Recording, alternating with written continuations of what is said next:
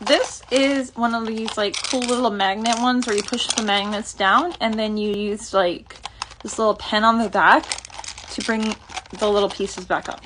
I'll show you what I mean in just a second. Let's see if I can get it open.